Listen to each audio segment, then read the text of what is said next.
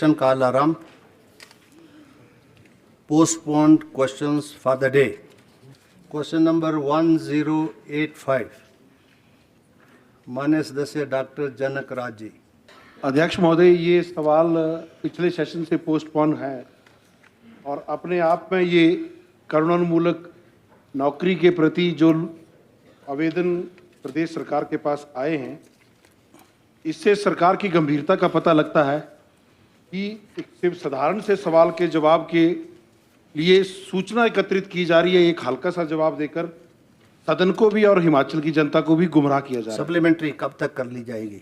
मैं ये पूछना चाहता हूं कि ये सूचना हमें कब तक मिल जाएगी और क्या इसी सदन में? माननीय उद्योग मंत्री जी। महोदय, पिछले विंटर सेशन में प्रश्न पूछा गया था और विंटर सेशन और इस बजट सेशन में तो अभी 2 महीने का समय हुआ है, क्योंकि ये इट इन्वॉल्व्स एवरी डिपार्टमेंट और डिपार्टमेंट है, बोर्ड्स है, कॉरपोरेशंस है। तो जैसे सूचना एकत्रित की जाएगी, कोशिश करेंगे कि इस सेशन के समाप्त होने से पहले हो जाए, कोशिश रहेगी सर।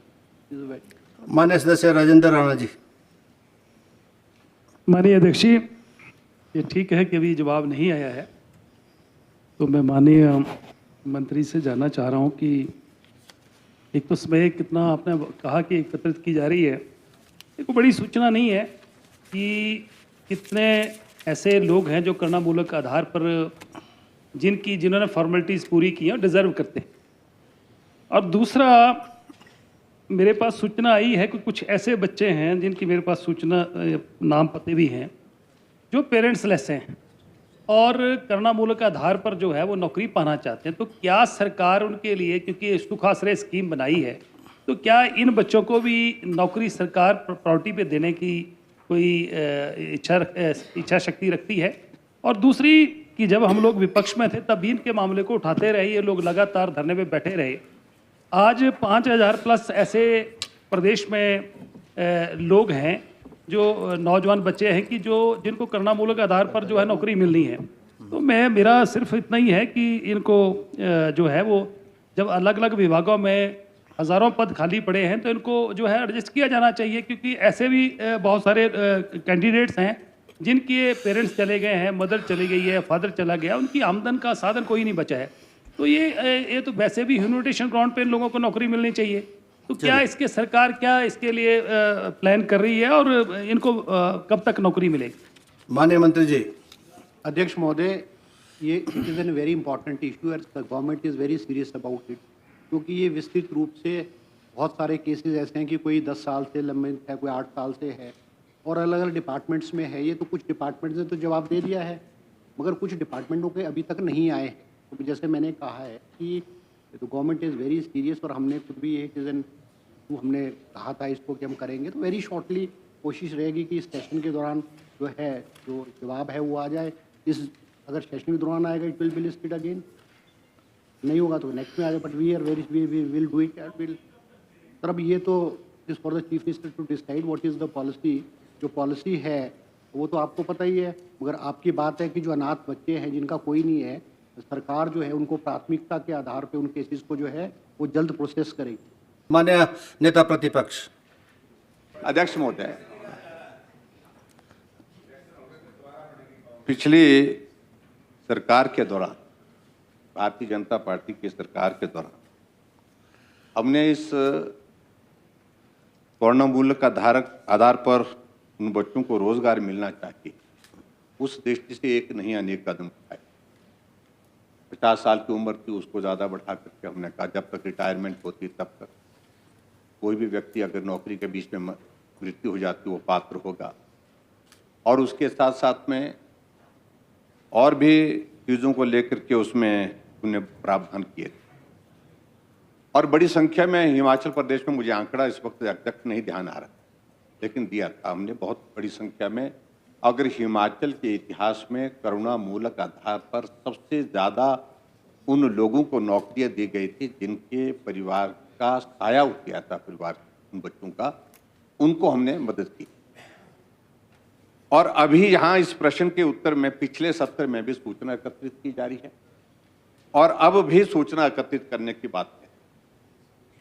जब सूचना ही एकत्रित आपसे हो नहीं रही है तो नौकरी देने का तो सवाल ही पैदा नहीं होता है।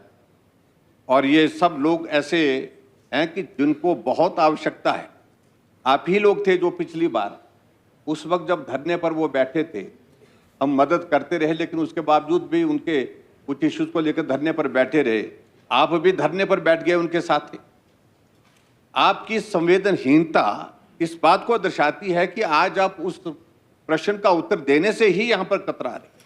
इसलिए अध्यक्ष महोदय, मैं आपके माध्यम से माननीय मंत्री जी से जानना चाहता हूं, क्या आप इसी सत्र में सुनिश्चित करेंगे इस प्रश्न का उत्तर जो माननीय सदस्य डॉक्टर जनकराज जी ने पूछा है?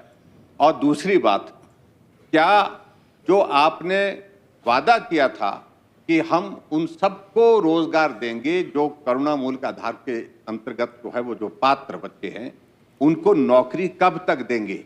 नौकरी कब तक देंगे? पहली बात, जवाब कब तक देंगे? और उसके बाद नौकरी कब तक देंगे? इन बातों का उत्तर दीजिए। माननीय मंत्री जी। जैसे मैंने कहा है कि सर कोशिश ये रहेगी सरकार की कि इसी सेशन में जवाब आएगा, क्योंकि बहुत सारे डिपार्टमेंट्स ने दे दिया, कुछ डिपार्टमेंट्स का रहा है, बोर्ड्स और कॉरपोरेशन भी है, उनसे भी जवाब मांगा गया है, कुछ ने दिया है, कुछ ने दे दिया है। तो कोशिश ये रहेगी हमारी कि इसने सर इसमें ना बहुत डिपार्टमेंट्स इन्वॉल्व है और कई केसेस तो ऐसे जो 10-10 साल 12-12 साल वाले भी पेंडिंग पड़े हुए हैं। सर कोशिश रहेगी कि हम इस सेशन में करेंगे। और दूसरी बात सर, मैं जो माननीय नेता प्रतिपक्ष ने कही है कि इसमें एक कैबिनेट सब कमेटी बनाई गई है जिसमें कि जो मोडेलिटीज़ है कि इसमें क्या चेंज करनी है, इनकम क्राइटेरिया को जो अभी जो है 2-2.25 लाख रुपए के करीब एनुअल है उसको बढ़ाया जाए, क्या किया जाए। और जैसे आपने कहा कि आपने फीस को बहुत लटकाया है, मगर आपने जो नौकरियां दी है वो आपने डेली पेड पे बहुत सारे लोगों को नौकरी दी है।